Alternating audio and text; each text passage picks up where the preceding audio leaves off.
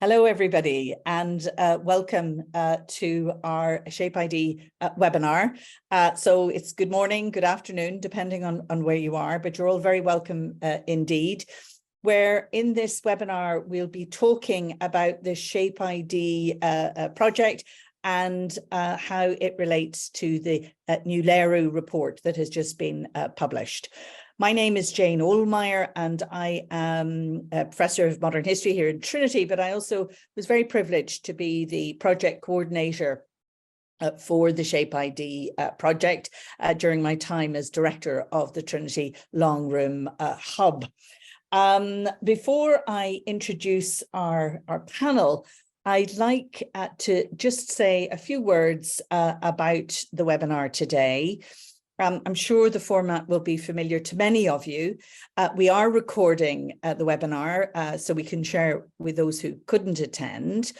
We'll have a discussion. Now, the webinar could last for up to 90 minutes. We'll certainly have a discussion with our panel and some of you in the room, probably for about 60, but we're also very keen to leave plenty of time for questions and answers and thoughts from you.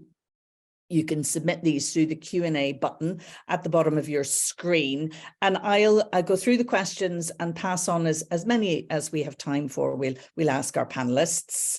It's really lovely if you can share with us who you are and where you're from, and hopefully we'll have a chance to get to know each other a little bit more. We'll also share with you references and links through the chat function, and feel free to add information that you may like to share with the group through that chat function. Just not questions for the panelists. Also, we'd love you to tweet. We have our hashtags there on the screen, but it's always lovely to get that conversation about the importance of interdisciplinarity out there on social media as well. So without further ado, I just would love to introduce our three amazing panelists who are joining us. Our first panelist is Didier Wernli. He's an associate professor at the Global Studies Institute and the Computer Science Department of the Faculty of Science at the University of Geneva. Didier is Deputy Director for Research at the Global Studies Institute and author of co-author of the 2023 LERU report, because even though Didier did all the hard work, I was his co-author on it, but we'll learn more about the LERU report from Didier. He uses a systems and complexity approach to study global governance with a focus on sustainability and resilience. That's what he does as part of his day job. Our next speaker today is Kimberly Couvson-Liebe, who's Scientific Officer at the DLR Project Management Agency, a national contact point for Horizon Europe Cluster 2, which, in case you don't know, is culture, creativity, and inclusive society. In addition, she's part of the coordination team for the EU-funded project Net for Society, the international network of national contact points for Horizon Europe Cluster 2, where she focuses on the issue of SSH, Social Sciences and Humanities integration. Kimberly's research is in social cultural anthropology, focused on advertising and branding in post-socialist Chinese society. So Kimberly, it's fantastic you could join us as well. Our third panelist is Nicola Francesco Dotti, who is joining us from Science Europe, where he is Senior Policy Officer for the Green and Digital Transition. Before joining Science Europe in October 2021, he was researcher on the European Geography of Research, EU cohesion policy, policy knowledge brokerage, research policy interactions, data-driven university governance and assessment of the societal impact of university research. He also worked for the Brussels Capital Region on the economic impact of international and European institutions. So Nicola, also fantastic to have you with us today. Before turning to our panel, I'd like to give you a little background on how Shape ID came to be involved in writing the new report, and a brief summary of the LERU report recommendations. Here's a hard copy of it, but hopefully you've all been sent an electronic copy of it. I've just got three sort of brief slides, and as I say, all I'm giving you is a bit of a helicopter view. And if we could have that first slide, please, Christina. Just in case you don't know, but Shape ID was funded as a coordination and support action from the Commission between 2019 and 21. And the goal of Shape ID was to really improve understanding of and support for interdisciplinary research in Europe, with a particular focus on interdisciplinary research involving the arts, humanities, and social sciences. And I say that arts, humanities, and social science. The arts were very important in what we were doing. And obviously the arts and the humanities particularly have been very underrepresented to date in many of the funding calls, and hopefully the combined work of Shape ID and the LERU report will do something to address that. I just want to simply note, almost in passing, that Shape ID actually grew out of a very modest networking grant that we secured from the Irish Research Council called Creative Connections.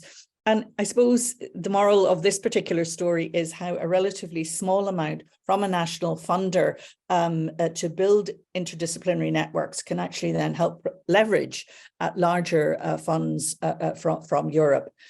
Anyway, as part of Shape ID, we carried out very extensive reviews of academic and policy literature. We surveyed stakeholders across Europe. We produced, I think, a fantastic toolkit. Catherine Isle and Isabel Fletcher are in the Zoom room, and I mean, our toolkit is extremely, it's very practical, and it's really trying to make interdisciplinarity much easier and much more accessible, not just for researchers, but also for higher education institutions, funders, policymakers, and potential societal partners. And it's really about supporting inter and transdisciplinarity. Now, put our hands up here. I think we are stronger when it comes to interdisciplinarity rather than transdisciplinarity, but certainly we're very conscious of the importance of transdisciplinarity as well. Back in May 2021, at the height of the pandemic, we had an opportunity to present Shape ID to the LERU Rectors Assembly, and we were able to share with them basically, firstly, how important the 2016 LERU report had been in shaping our thinking, but just also, you know, where we felt things had moved on, particularly with regard to arts, humanities, and social sciences. But our findings in Shape ID aligned extremely well with LERU's core recommendations about cultivating interdisciplinarity in institutions, and in institutions that are organized around strong disciplines. And let me just say it while I think of it, you can't have strong interdisciplinarity without strong disciplines. It's extremely important to always bear that in mind. Anyway, we came up with two key recommendations for universities. The first was the importance of de-risking interdisciplinary careers. And there's a variety of ways that this can be done through strategic long-term commitments, creating joint appointments, establishing better research teaching links, and reviewing hiring and promotions criteria. And I think we'll come back to some of these in our discussions today. Another key recommendation for universities coming out of Shape ID was about capacity building, and specifically the importance of fostering leadership in the arts, humanities, and social sciences, and also partnership in interdisciplinary research. And again, can be done in many ways, but we were focusing really on raising interdisciplinary awareness, offering training, enabling leadership through seed funding, and then championing AHSS interdisciplinary research and helping build networks and relationships. I think, again, it all takes more time, but the importance, the fundamental importance of having trust and respect at the heart of these collaborations. Anyway, Shape ID was well received by LERU, and LERU was considering updating their older report, the 2016 one. So it was a good opportunity for LERU to come together with Shape ID, and our colleague Didier, as I said a moment ago, really took the lead, and I'm so pleased Didier is with us today, and he'll talk a little bit more about what he did in terms of preparing that new LERU report, which of course was published back in March.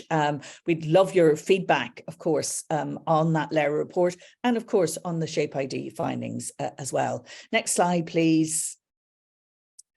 So the 2016 LERU report, the 2023 LERU report, both addressed interdisciplinarity in universities across 5 areas: mainstreaming, governance, education, research, and careers.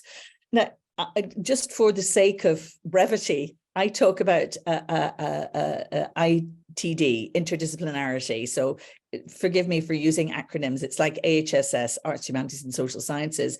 Anyway, the reports are strong on interdisciplinarity, less strong on transdisciplinarity. And again, I think we need to be very upfront about that.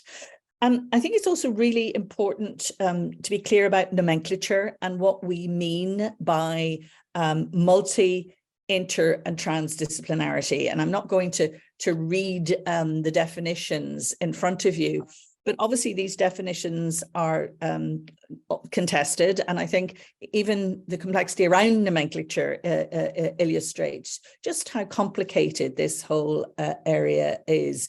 But I think for our purposes today, and certainly in the various reports and the Shape ID project, we found these definitions to be good working definitions. Next slide, please.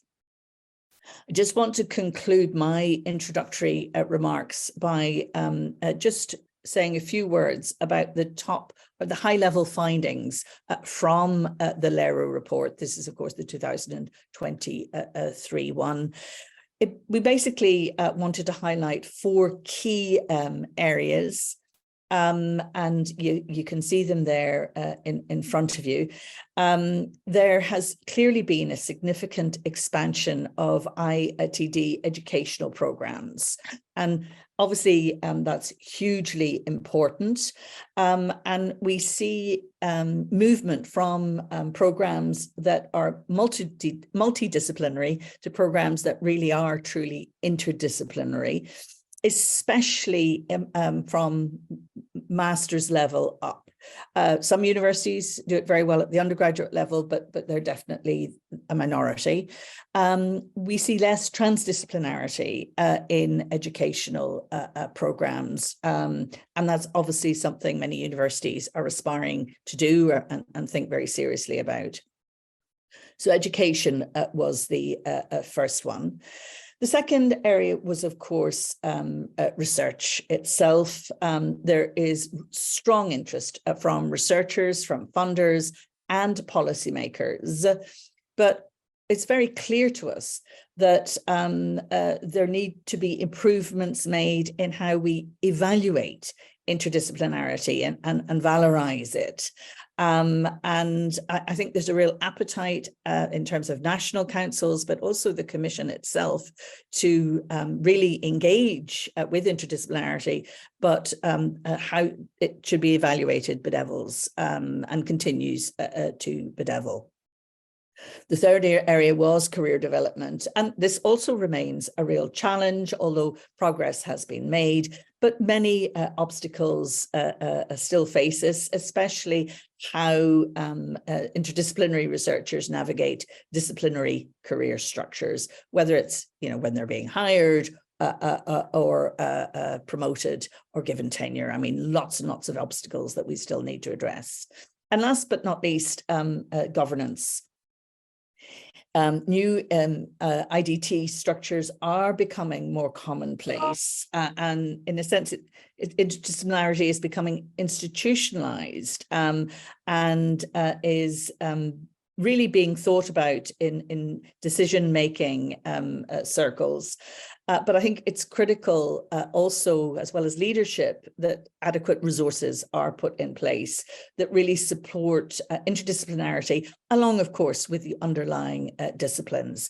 So these are the four big areas that were covered in the LERU report. What I would, and in a sense, we can end the slides there, Christina, because having sort of introduced you to them, what I would love to do is have a conversation with our panelists around some of these issues and how they strike them. Obviously, you're all coming from different perspectives, but it's an opportunity to look at some of these in greater depth. I'm going to start with Didier, partly because Didier, again, you know, you worked so hard on the report, and the report, I don't know, maybe it's rather than me summarize it, why don't you share with us the process that we put in place, and especially the survey that you developed that really has informed the new LERU report. Over to you, Didier. Thank you, Jane. I'm really happy to be to participate in this session workshop. And as you mentioned, the idea for the updated LERU paper came in 2021, 5 years after the adoption of the first LERU position paper. And really the question was, given the broad scope of the recommendation, what have universities done since 2016? What are the challenges and obstacles regarding implementation of these different recommendations? So during the autumn 2021, we sent a questionnaire to LERU members. As it is usual, there were 9 overarching questions, open questions, about different aspects of interdisciplinarity, all of them related to the core mandates of universities: education, research, career, governance, and evaluation. So we received 25 initial responses from LERU members, and we thematically coded the content of the response, trying to be systematic using qualitative analysis software, and then this provided the background, the foundation for the report. And the first version was done, and then we received important feedback from different groups. It's always the case.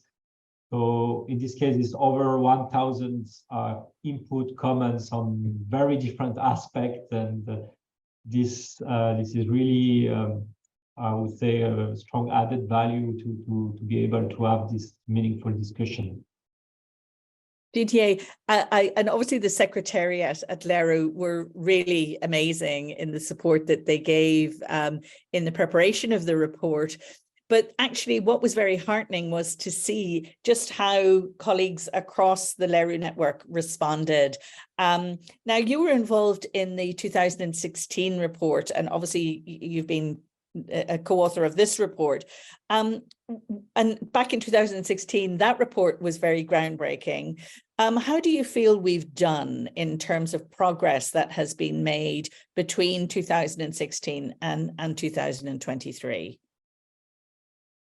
Yeah, thank you for this question. It is an important one, but yeah, also a challenging one. So on the one hand, there is still a sense that the potential of interdisciplinarity has not been fully realized, especially when we look at career development and support, especially the tenure processes and all these important steps. On the other hand, there are some very significant change related to the offering of more and more education programs that are strongly interdisciplinary. And as you mentioned, interdisciplinarity in research has also developed and matured. I would say if we take a step back, that these changes are meaningful when we consider that academic institutions are amongst the oldest social institutions in Europe, and that the mode of organization of universities based on disciplines is at least 1 or 2 centuries, sometimes older for some institutions. So obviously, institutionalization takes time, and in that sense, I would say that a lot have been achieved in the past 5 to 6 years now. And it's nice to hear you put it that way, because sometimes when I read the 2016 report, I'm like, if only we'd actually acted on that recommendation quicker, we'd be a lot further along than we are today. But you're right, universities are inherently conservative institutions. And that's where networks like LERU, I think, are very important. But again, I'd like your sense of, would universities have done this anyway? Or what particular role does a network like LERU play in encouraging change like this, which can be very significant indeed? I think interdisciplinarity would move anyway, because it is driven by strong societal and scientific drivers, both of them. However, I think that LERU, as other actors, act really as a catalyst of change.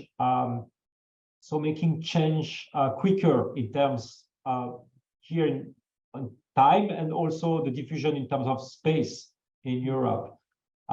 This is not only because LERU gather people at the rector level, but also in many groups on education, research, policy. So this supports the diffusion of ideas and discussion across universities. And first, people realize that we face similar challenges, despite all the differences from the national context, etc. And the identification of good practice, which is what we try to achieve, also create a high learning potential. So universities are happy to learn what has been done in other universities, maybe try to modify, adapt, and implement it in their context. And of course, they compare each other, and they do not like to lag behind. I think it's a good driver of change. So in 2016, we argued that universities that position themselves on interdisciplinarity can reap a number of benefits, both scientific and societal. And we see that some universities are really started to do that and are proactive in doing that. Yeah, absolutely. And again, very well put, Didier. Final, very quick question, if I may. It's actually about your own institution, the University of Geneva, that has really prioritized interdisciplinary research, and I think is ahead of the pack in that respect. Would you like to say a few words about what's actually happening in your own institution?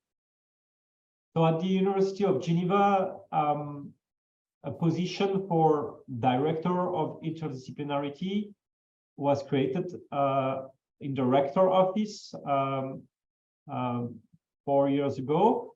And this has been instrumental to allow the topic related to interdisciplinarity to remain or to be on the agenda. And we have had a very meaningful reflection with the deans of the schools about the place of interdisciplinary research centers within the university. And some very important topics, critical topics, I would say, such as the appointment of professors in interdisciplinary research center and the distribution of research funding overheads to interdisciplinary research center have been discussed, and some solution have been found, I think.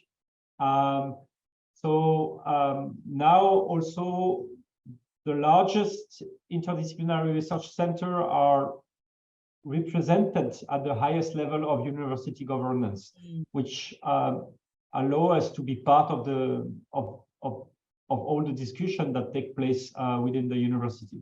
And that leadership from on high, obviously, when it's matched by enthusiasm coming up from colleagues on the ground, I think is a very, very powerful dynamic. Didier, we'll come back to many further conversations with you in a moment, but I'd like to turn to Kimberly, if I may, just for a few minutes, Kimberly, to say, obviously, you represent Net for Society and national contact points. So you're in a very important role in influencing the shape of funding programs at the national and at the European level, and especially as the lead for arts, humanities and social sciences. And yet, going back to that thorny issue of evaluation, it's true, you know, I mean, it really can bedevil. And I just wonder if you'd like to reflect on some ways forward in terms of, you know, how we can shift the dial, you know, the guidance supports that we need to put in place so we can actually start to get this right and have deep and meaningful integration and get away from the tokenism that we would have had until I would say until right now. Actually, tokenism is still rife. But I'd like to hear from you, Kimberly.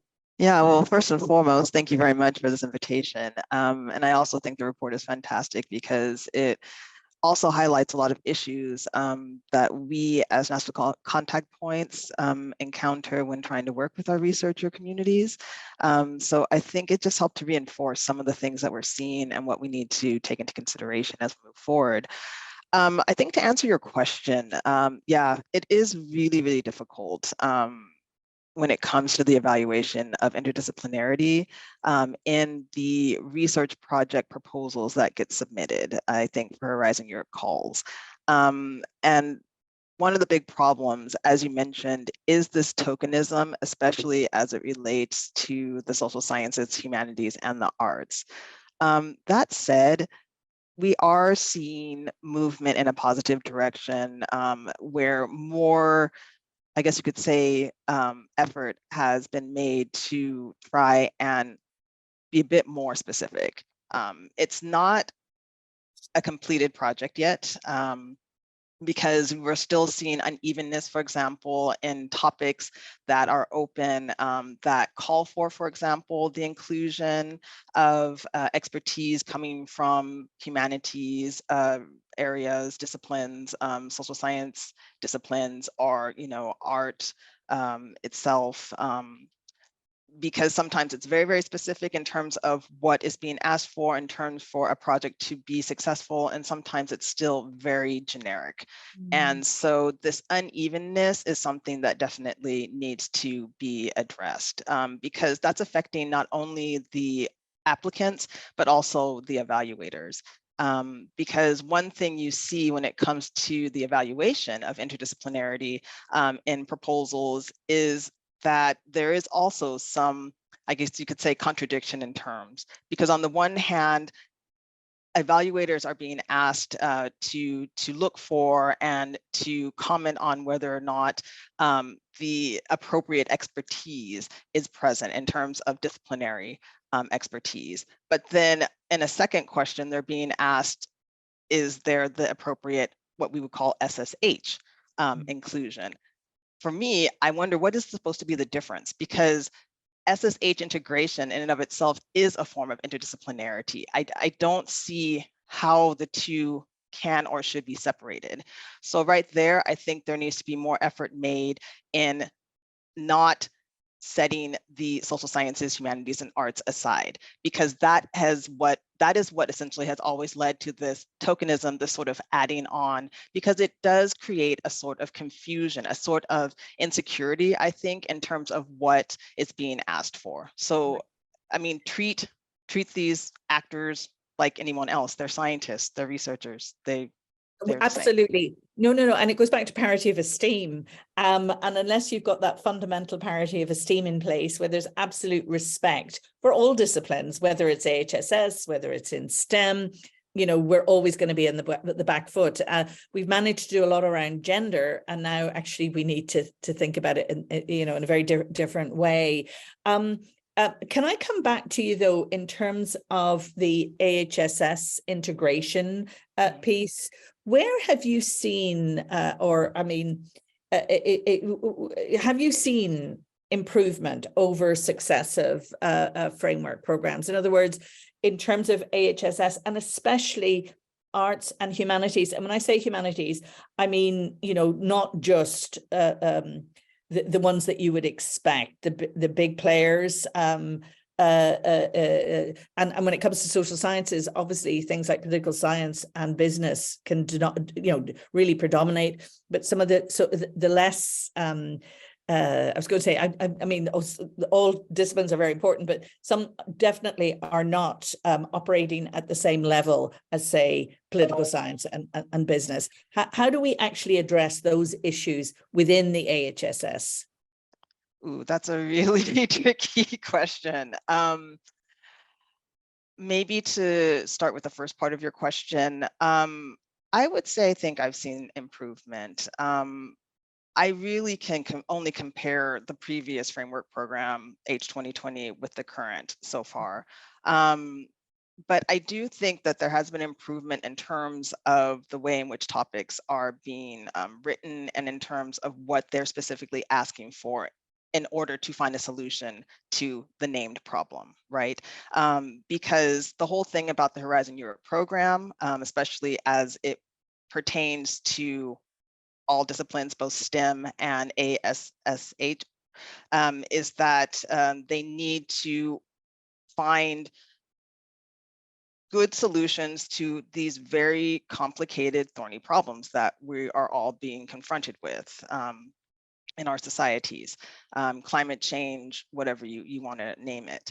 And so this kind of goes back to what I was saying before.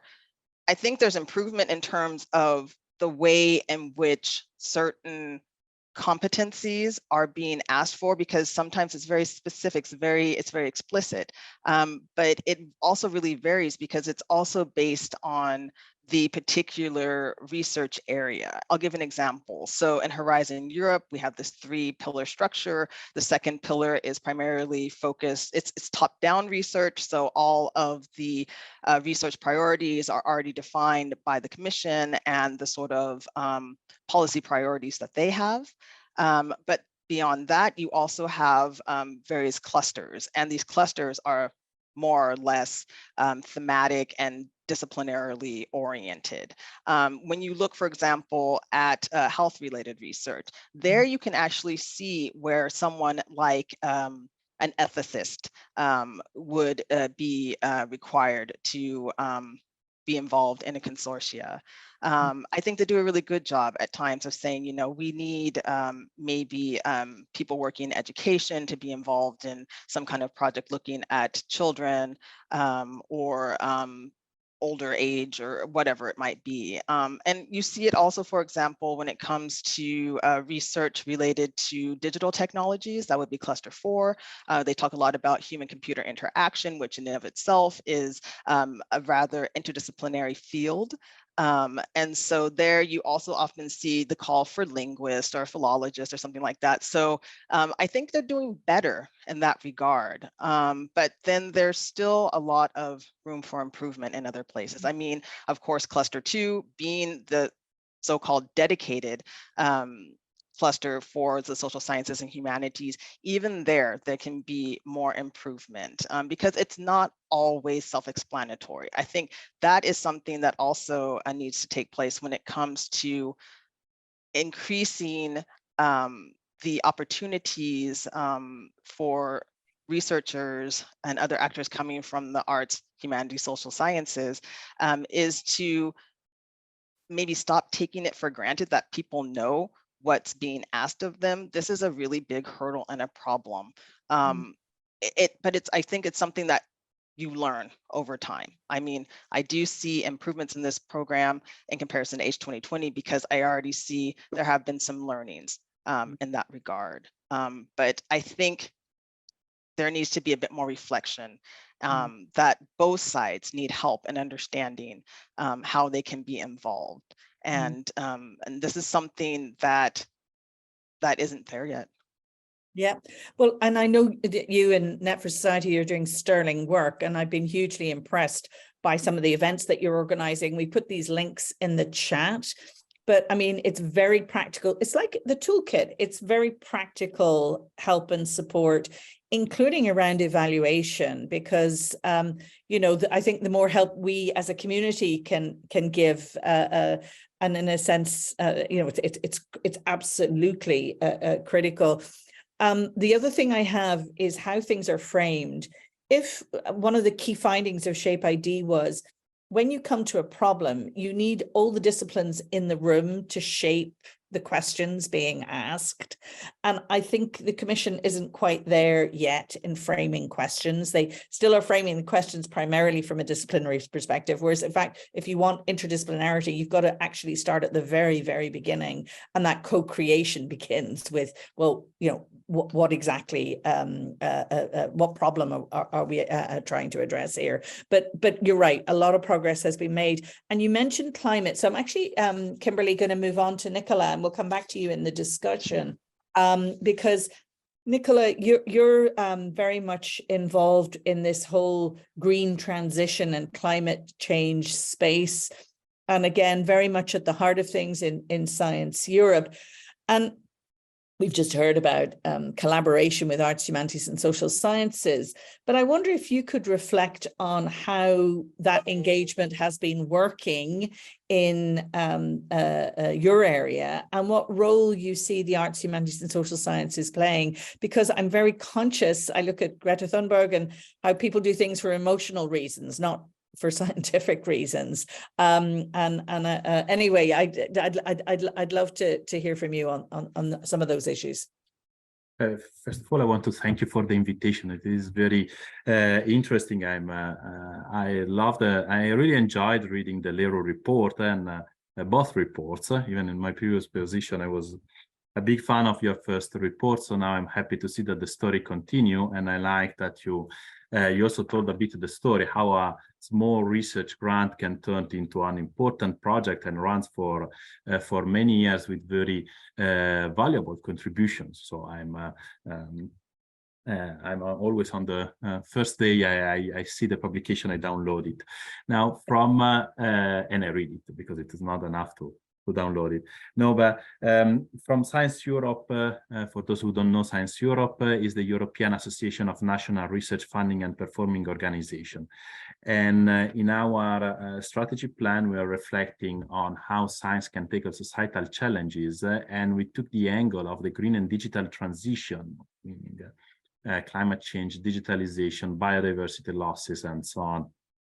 So these are very knowledge-demanding challenges where science is definitely needed. In this frame, we have also our own report that links very well to what you just presented, where we take how interdisciplinarity contributes to these challenges. And our starting point is, what is interdisciplinarity? And you mentioned in your presentation, I know it's a very complex definition. So what we did, similar to what you did in the LERU report, we asked to Science Europe members, what is your definition of disciplines, interdisciplinarity, multidisciplinarity, transdisciplinarity, cross-disciplinarity, and so on. And in the report, you can find some of the results, but in a nutshell, something that is important to say is that disciplines are not monoliths. They evolve, they have no fixed boundaries. And this is what science we like, because it always pushes the boundaries, and our understanding, it moves forwards. And if we take the case of digitalization, it wasn't there, the computer science, digital sphere, and so on, it wasn't there some decades ago. Today, everybody is speaking about digitalization. 1 year ago, we were not discussing ChatGPT. Today, everybody is talking about artificial intelligence.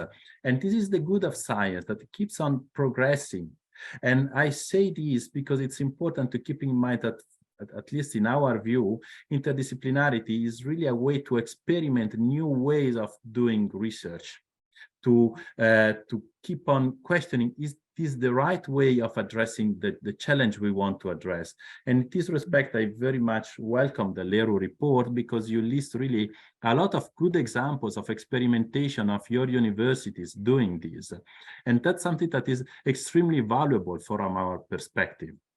We need to keep on experimenting and also being honest. If an experimentation, a program doesn't work well, we stop it and we turn to the next wave, because it's the good of science. We always ask ourselves, are we doing the good research? That's something which is always in the back of our mind.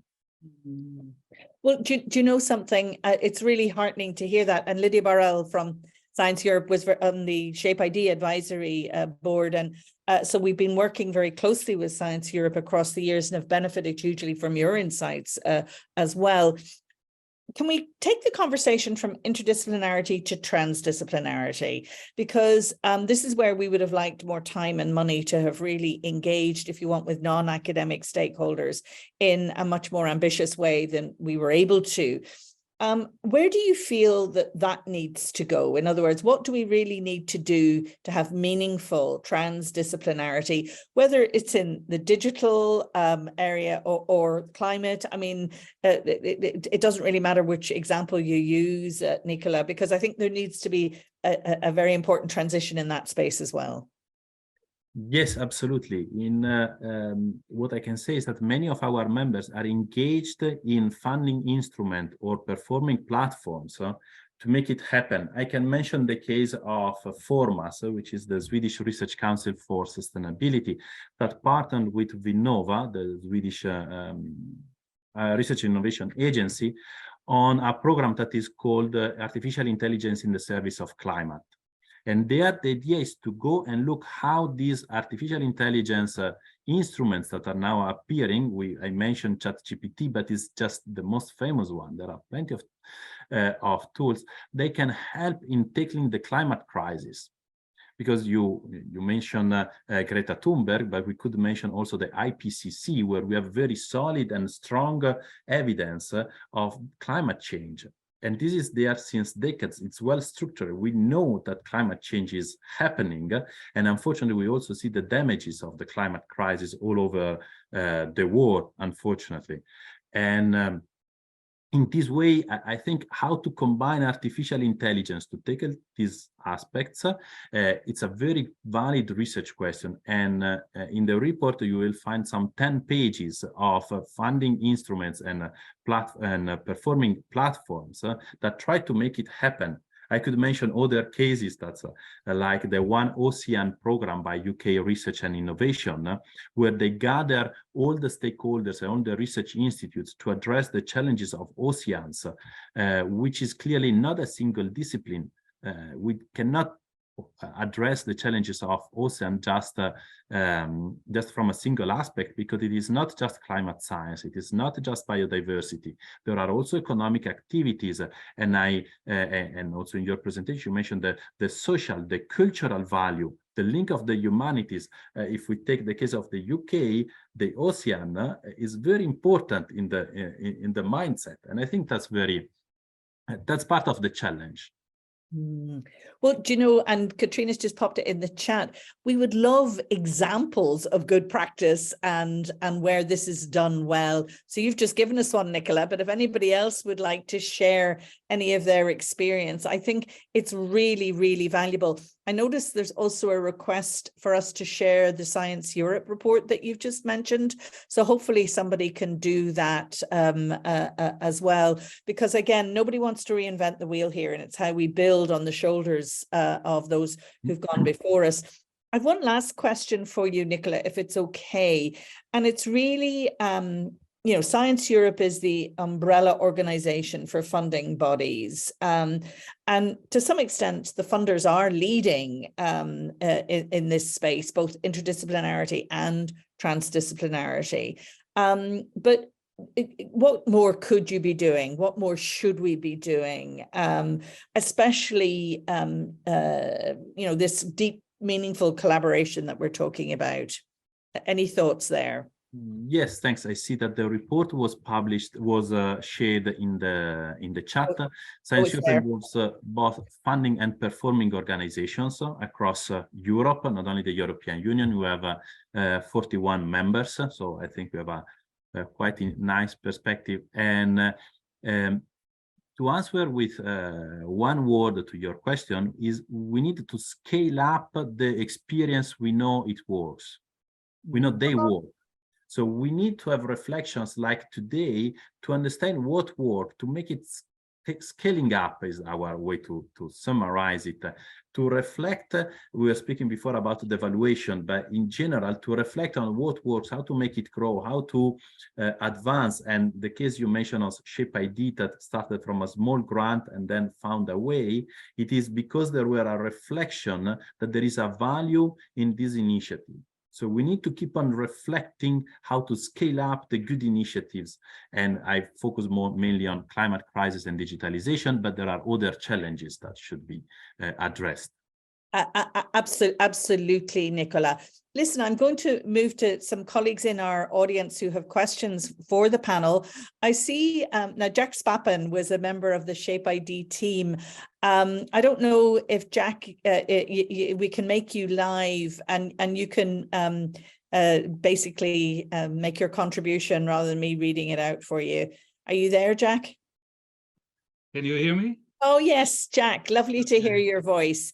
Why don't you share with us what you've put in the Q&A and ask your question directly? I think it would be nice to hear your voice. Yeah, my question relates to a speech that our rector in the University of Amsterdam had earlier this year, and he was talking about the in-between space between universities and society. And a lot of Dutch universities, they have these in-between spaces, and they organize the coming together of people from scientific fields and people from society. It can either be in industry or other organizations, public organizations, and they address, for instance, big city problems or even larger problems like we are having in this country, for instance, in the agricultural sector. And it's a sort of an experimental space, because one thing we learned in the Shape ID project is that it takes time for people to understand other people's expertise, other people's disciplines, etc., etc. And these spaces are not suffering from let's say the slow bureaucracy in universities so much. So I was wondering if people have experience with those kind of spaces in other countries than the Netherlands. Thank you very much, Jack. I'm looking at our panel. I don't know if Didier, Kimberly, or Nicola want to speak to that. Just please go ahead. I don't know, or put your hand up. Didier, please go ahead, and then please anybody else, and then we'll come to you, Nicola. Please go ahead, Didier. So I agree that inter and transdisciplinary research, they create basically a space for the new articulation of knowledge. And these spaces are often, or by definition, between the disciplines. But you also mentioned interface with society. So I think the low institutionalization at the start is good, and this is what we see in many places. For example, there can be a large supported project and some structure is created for the project that might be 5 or 10 years, and only some of them will mature into their own field if we think about the evolution of that. And at the same time, what we see now more and more is these spaces that try to mature, but if you don't institutionalize, if you don't make possible for people working in these areas to be hired or tenured in universities, I think this is where we have the problem. And fundamentally, knowledge or science is a multi-dimensional spaces. There are the disciplines, there are the interfaces between them, but the governance structure is mostly unidimensional based on the disciplines. And I don't think we have solved this equation, if I can say so. Thank you, Yeah, Didier. Jane, can I just add one thing? Sure. Because I'm also asking the question, there is this Erasmus Plus program of the new European universities. And I think that's exactly what they're trying to do there, is to experiment in these kind of in-between spaces and bring people from universities and society together to develop programs. And I think education is really important here. Mm. Yeah, Jack, please, Nicola, I think you wanted to get in here as well. And then Kimberly, I'll come to you.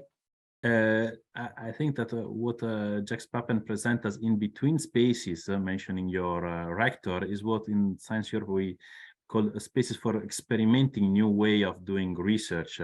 And in this, we were especially inspired by one of the definition of interdisciplinarity given by the Dutch Research Council that we translated from Dutch. So I hope that the translation was good enough, but you can see it in the report, because it's a quite complex definition to explain what interdisciplinarity really is, but because it's also important to make clear that what is not.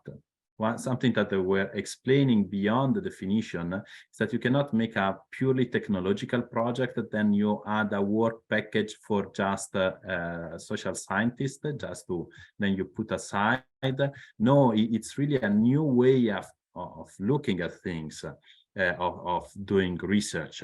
And then you can find a lot of good examples. For instance, what are one of the examples that is mentioned by the Dutch Research Council, what does the technological development of self-driving cars means for the city, the inhabitants, and mobility in the Netherlands?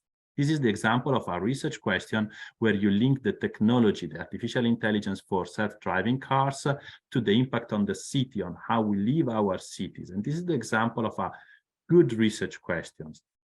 I mentioned, as you were mentioning, the rector of Amsterdam, that's why it pops up clearly to my mind, because it's important to make it really happen, to really integrate well and to experiment new way of doing research. But Nicola, apart from the Dutch, is anybody actually doing it effectively that you're aware of? Yes, the others that comes to my mind, in Switzerland, the Swiss National Science Foundation has the state research programs where they really ask people to integrate it.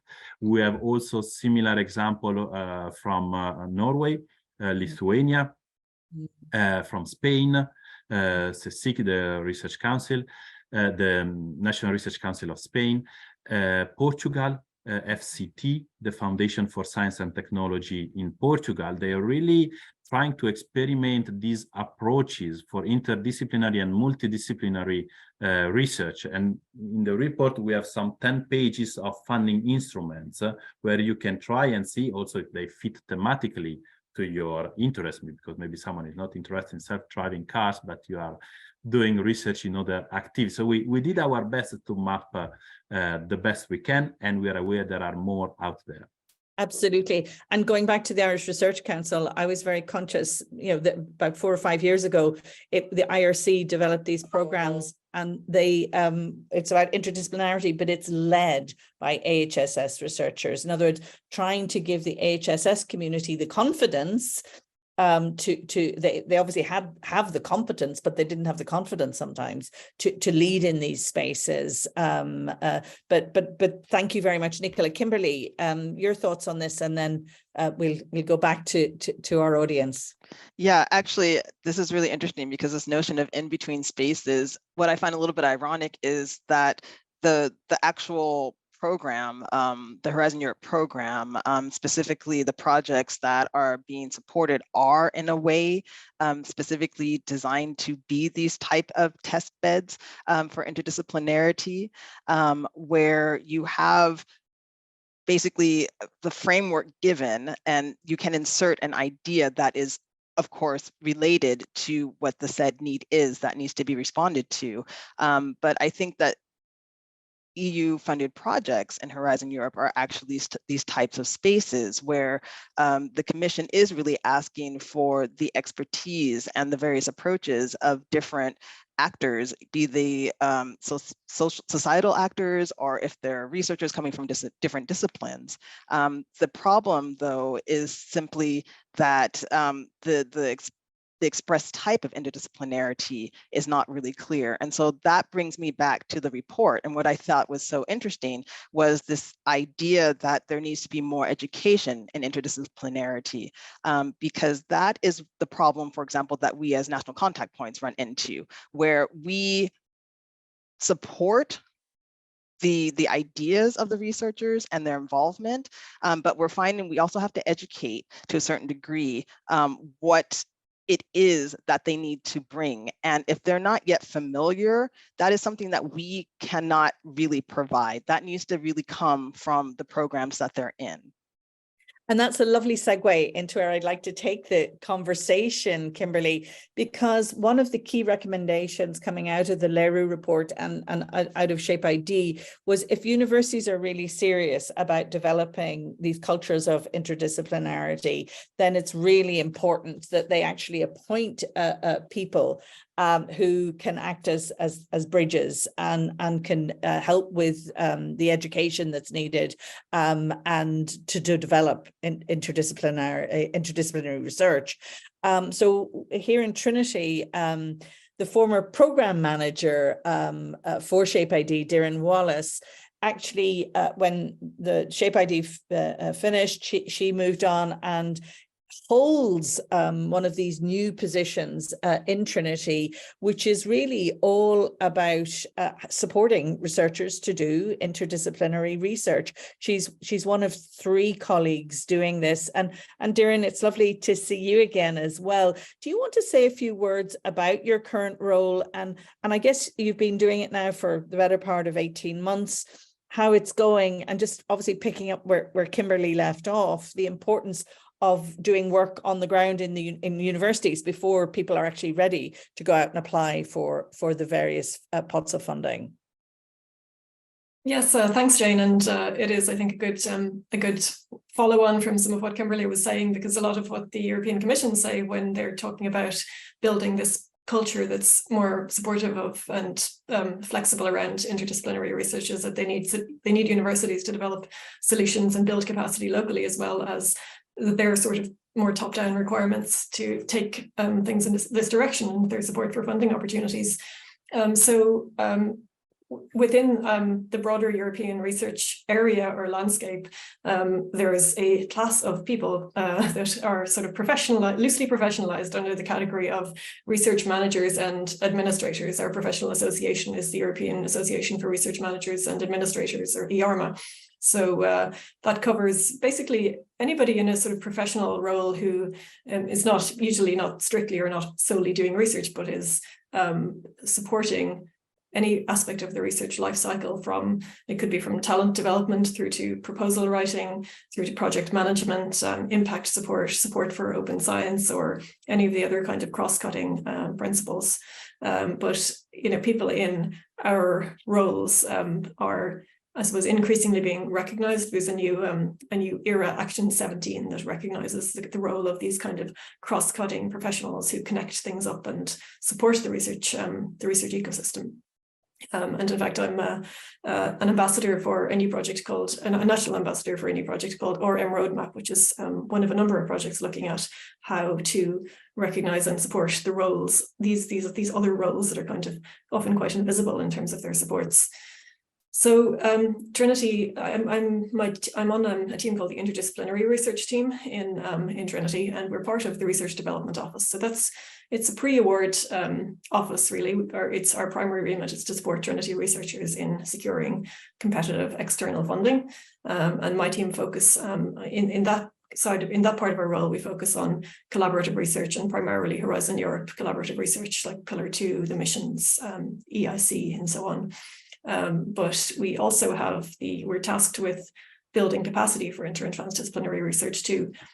So what we do there is things like running training and events and connecting researchers and engaging in brokerage kind of activities. And a lot of what we're doing is actually acting as translators of aspects of things that came out of the Shape ID toolkit. So recommendations and resources and guidelines, and kind of integrating those into proposal supports, but also into helping researchers understand what they're facing with trying to pursue interdisciplinary careers. And we organized a town hall in Trinity to allow our community to reflect on, our academic and professional community to reflect on what we are doing well in relation to the report, what the LERU report has kind of found, and where we can still, where there's room for kind of us to improve. So it's something we're working on as a side project. And another project that my team has been working on recently is our own research project to look at how research managers and administrators across European universities are supporting inter and transdisciplinary research in their institutions. So we carried out a survey with members of LERU, the Coimbra Group, the Guild, and our own Irish University Alliance. And we've surveyed about 40 universities, and we found that in most universities, RMAs are supporting ITD research, but only 24% of our respondents had RMAs who were explicitly tasked with supporting ITD research. So it's something a lot of people are doing, but it's something that isn't formally recognized necessarily, or formally kind of pinned down within the kind of job description. So some of the most common activities people are undertaking include connecting researchers across disciplines, helping build consortia for collaborative projects, facilitating ITD meetings or workshops. And a small number, I suppose around maybe 30 to 40% or so, also said that they did things like holding events to celebrate or recognize ITD research, developed resources on proposal writing, engaged in knowledge brokerage, offered training in ITD research, or managed ITD themes or centers or institutes. So consistent with, I think, some of the conclusions in the LERU report, very few said that they monitored or tracked inter or transdisciplinary research at institutional level, or that they evaluated their support activities. So support activities do seem to be happening, and they may be probably are in most cases very good, but they're not kind of necessarily formalized or kind of monitored or evaluated. And in general, actually essential, Darren. Yeah, exactly. So I think, for the most part, people who did have people explicitly tasked with supporting ITD research carried out all of these activities at a slightly higher rate. So it seems that there's a higher priority, or else it may be that they're working within ITD centers or institutions, and that's the reason that they're kind of actually carrying out these kind of activities at a higher rate.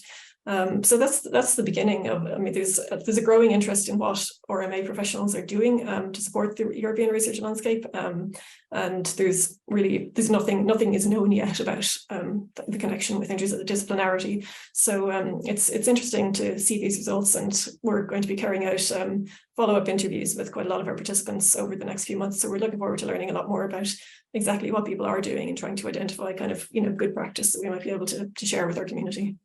That would be lovely. And obviously it'd be great to share that, because we learn so much from each other, and we've now created a community. But I'd like to just focus for a moment on the toolkit. Obviously, Darren, you played a very important role in developing that as the project manager on Shape ID, and so did Isabel Fletcher.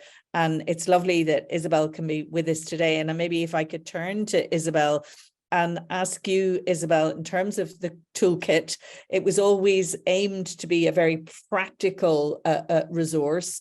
Do you feel, pleased with how it has come together, and feel that the toolkit has had impact? Obviously, Darren was mentioning it there. I know colleagues will come to me and say, "Oh, I've been using the toolkit. I found it very valuable." But in terms of being one of the mothers of the toolkit, do you feel that it actually has delivered what you hoped it would deliver? Yes, it has. I think to use the phrase you used earlier, we were very conscious that we didn't want to reinvent the wheel. We were very conscious that there was a lot of material out there, but in quite dispersed literatures. and under different names. So even the terminology. So we talk about team science, collaborative research, interdisciplinarity, and transdisciplinarity. And we wanted to bring it together and make it easier for people to access. So previous panelists have talked about sharing best practice and kind of, I forget what the other term was, but it's part about building a set of knowledge within a community and providing an easy access to that knowledge. So we've done quite a lot of training on the toolkit, and we're still available if anyone wants more training on the toolkit. I hunt my services. And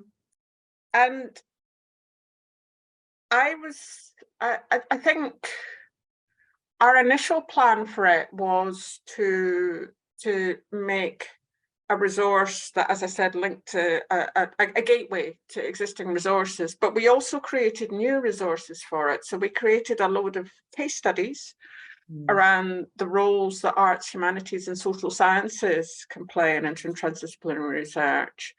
And that came very much out of initial conversations in our events where people said, well, we don't have examples. There was a strong need for what roles can the arts and humanities and social sciences play in these kinds of big European funded research projects. So we've got about a dozen case studies in that. And we also produced resources that are kind of short, practical how-to guides, top 10 tips and some reflective guides. And again, that was we didn't go into the setting up the toolkit expecting to create these kind of resources, but that was a response to demand. People wanted this information in an easily accessible form that they could use without having to go and do a deep dive into the literature. So I think the demand is there. I think we could have always made it bigger and better. And then there's the issue of sustainability, Isabel, because obviously one of the frustrations is the project ended in 2021. You create a toolkit, but it's a toolkit that really, you know, is frozen now in time. It needs to be curated, it needs to be updated, it needs to be iterative, dynamic. I mean, and I think this is one of my frustrations, that, you know, how do we ensure that these sorts of resources, whether it's the Shape ID toolkit or any other toolkit that's created, can be sustained over time? And it's still something that we're grappling with. So anybody out there has any suggestions, ideas, we'd really welcome it, because so much effort goes into these and resource goes into it. And then it's sort of, as I say, eventually it'll become an orphan toolkit. It's not going to happen, though. We're not going to let that happen. Hopefully, you know, that won't be the case. But thank you very much, Isabel. I'm going to go back to our panel now, and there's sort of two observations and questions that I want to just put to the panel. The first is from Monique Longo. So Monique, thank you. You say arts and humanities in Horizon Europe topics are more and more being instrumental to unlock the potential of researchers in STEM to help them think out of the box. Is this to be considered progress, a positive path? I think that's a really, really important question. And I might start with Kimberly, but can we also, I'll go to the panel about both of these questions, actually, because there's a second one from Rashid, who's joining us from Libya. Thank you for this lovely event. And do you agree with me that a consortium based on partners from different parts of the world, like North Africa and Southern Europe, would respond better to a certain HE call, such as a higher education quality assurance and illegal immigration? And how can we as researchers empower our collaboration despite being from different regions? So thank you for that. I think there's a wider issue here, of course, of engaging with institutions in the Global South as well. So Kimberly, can I start with you this time, maybe responding to Monique's question particularly, but also reflecting on Rashad's? Yeah, I would say, yes, I think it is a positive development. It's a positive way forward. The fact that there is more conscious emphasis on the fact that you need to have the perspectives of the arts, science, social sciences, and humanities taken seriously in, say, more technical or technologically oriented projects. Because I think the truth is that there is no technological outside of society. It's all part of it. And so, and I think in a way it has to be sort of obvious and made obvious, because they'll still be forgotten, unfortunately, because if the focus is on, say, the development of some sort of tool, then maybe there's going to be the lack of thought given to how society and how end users, or whoever, however you want to name it, is going to receive this said tool or output. It all goes together. Like I said, I mean, everything is encased in this thing we call society, in this thing we call culture. And so that always has to be taken into consideration. It cannot be forgotten. As for the second question, it's difficult. I mean, can you repeat the question? It was. Sure. It's basically partners from different parts of the world need to be basically part of the conversation, especially when it comes to responding to issues, for example, around illegal immigration. But I would simply add to that the importance of engaging partners from the global south as well as from say, North Africa in this case. Yeah, definitely. Well, I mean, one thing is that the Horizon Europe program is open to participants from non-EU member states or associated countries. They would be the third countries. Sometimes it's very, very explicitly stated who should be involved, and they would then also be eligible for funding. But that does not exclude including these partners if they have something relevant that can be brought to or added to what this project is going to offer in terms of solution. I think it's still a little bit difficult, though, because it's about bringing these different bodies, these institutions, these actors together. As national contact points, all we can really do is just make these individuals aware that those opportunities exist. I mean, our networks are international, as mentioned, so we're in many countries in the world. We're not just in Europe, and this is true for all the different clusters, not just for cluster 2. So this is really probably the main way in which we try to let, you know, those coming from, example, the global South, know that they can very much be involved. Thank you, Kimberly. I don't know, Nicola, can I turn to you if you'd like to respond in any way to either of those? Yes, on the first question, I would say that we learn more and more to understand when a good research project is really able to integrate the various disciplines and talking together, combining and avoiding the risk of having a simple juxtaposition of disciplines where then everybody takes his own silo approach, and then you don't have this dialogue between disciplines. I think that's interdisciplinarity, transdisciplinarity is valuable when it happens. And what we see is, especially from the research funding side, is the capacity also to understand when there are the good proposals, how to follow up. And we see more and more researchers that are really able to make it happen and not just making a label, because it's too easy to put but we see really this integration that we see more and more, and I think it's a positive development. On the second question, here it's a bit more complex. We would clearly need to see the project and the topics.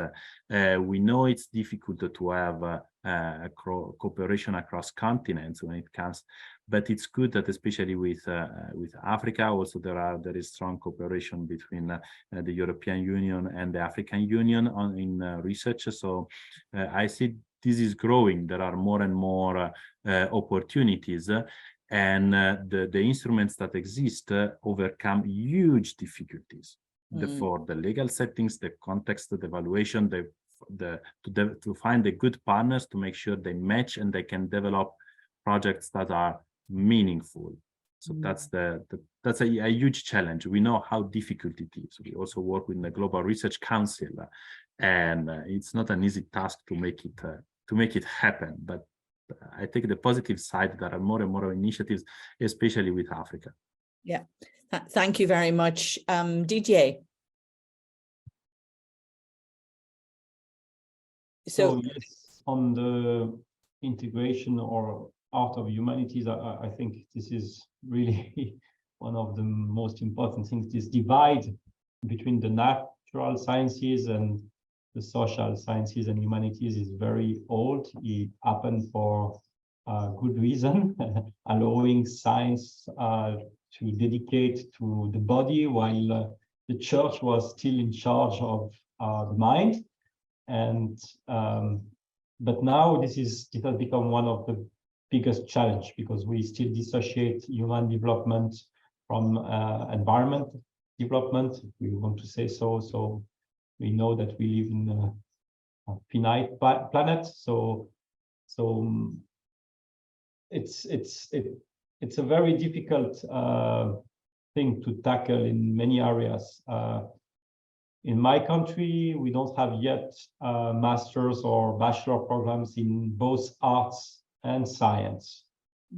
So you have to choose your track, and then I think there is a large again potential to train people in both areas, and this is how things are going to change.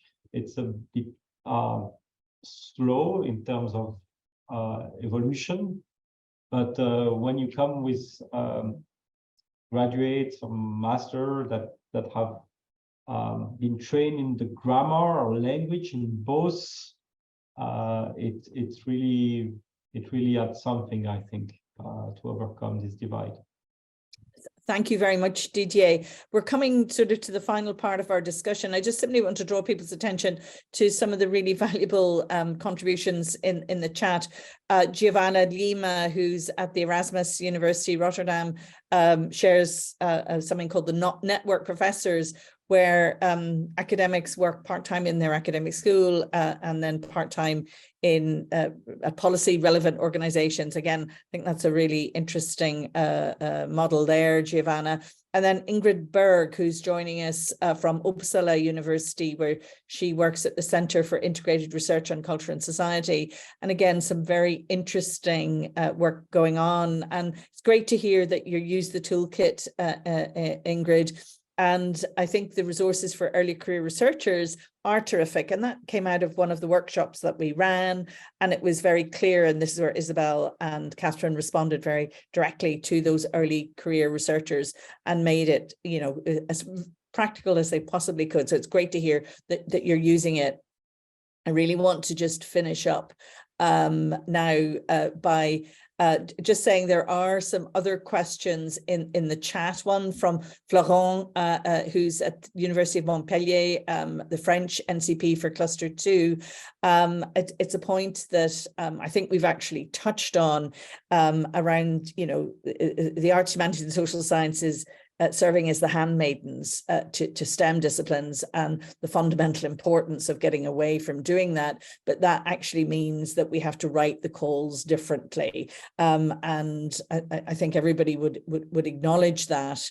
And then Monique, there's another comment there about the Shape ID toolkit.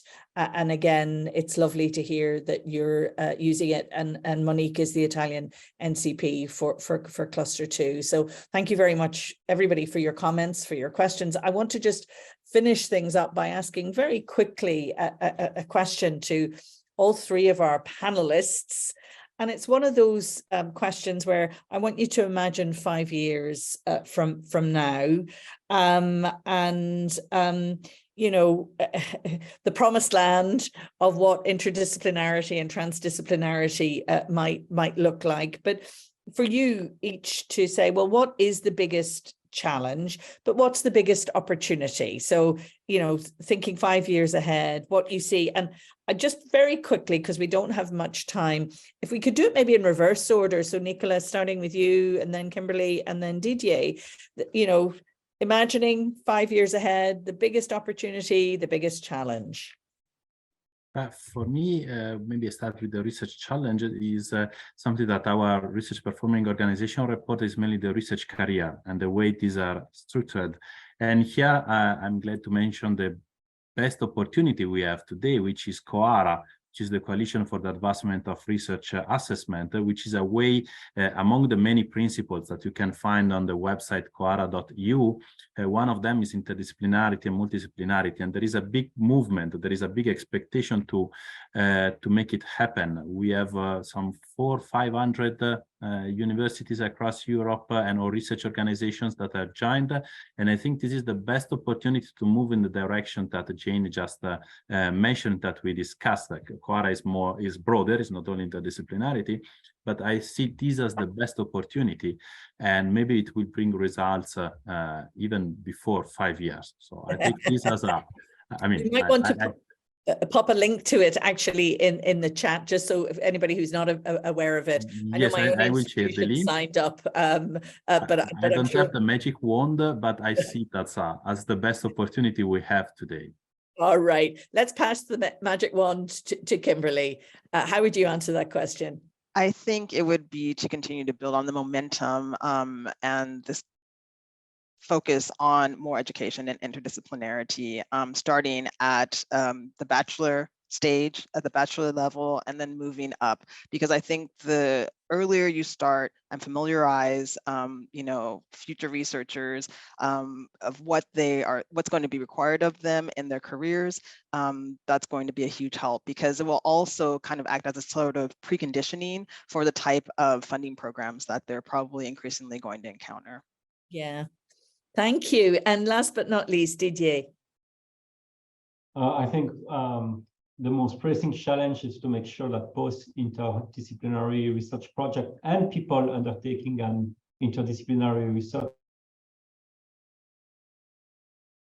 Didier, we've lost you. You're muted. I don't know what happened there. I'm sorry. The most pressing challenge is to make sure that both interdisciplinary research projects and people undertaking interdisciplinary research career paths are evaluated in the right way. It would be a huge waste of talent if we are not able to foster and recognize excellence in interdisciplinary research. And in terms of opportunities, I see the rise of demand for interdisciplinary education program from students as a unique opportunity to create this new position. And this position both fits the needs of the programs and also creates this adjacent possible for the many successful scholars involved in interdisciplinary research. What a nice note on which to finish, Didier. So let me just simply wrap things up by thanking our three fabulous panelists, Didier, Kimberly, and Nicola. I mean, you've given us such food for thought, such great insights. But actually, at the end of the day, it's about us all stepping up to the plate and recognizing that there is momentum now and that we can do things differently, and it's incumbent on us all to do so. So anyway, thank you very, very much indeed for those just fantastic conversation, but also thank you to everybody in the audience for joining us over the last hour or so. It's been a pleasure to hear from many of you, and we look forward to continuing these conversations in the future.